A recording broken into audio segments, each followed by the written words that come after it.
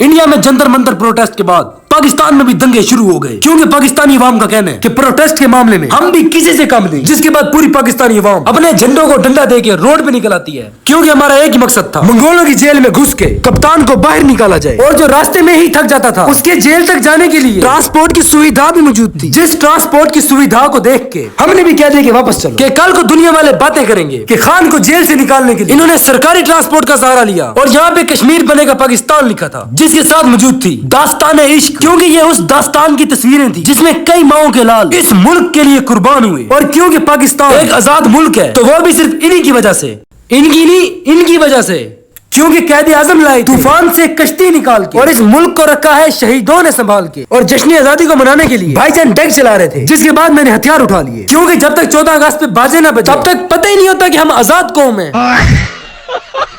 इसलिए मैं पहुंच जाता हूँ फौजी गारमेंट्स और अंदर घुसते ही मैं भाई को कहता पाकिस्तान एक आजाद कौम है और आजादी मनाने के लिए मुझे कुछ ऐसा दिखा कि 14 अगस्त पे दुनिया देखती रह जाए। तो भाई ने कहा ब्रदर तेरे साइज के सिर्फ कच्चे मौजूद है, जिसको पहनने के बाद तुझे खुली डुली आजादी महसूस होगी। भाई को मैंने कहा मुझे अब गुस्सा आ रहा है, तो कुछ हट के दिखा। तो भाई ने कहा हमने भी चूड़ियां नहीं पहनी, बल्कि पहनाने के लिए रखी हुई है, और पापा की परियों के लिए सब्ज पर भी मौजूद थे, और यहाँ पे जेवरात भी थे, क्योंकि औरतें खाना 3 दिन पुराना खा लेंगी, पर ज्वेलरी और मेकअप का सामान इन्हें हमेशा ताजा चाहिए होता है।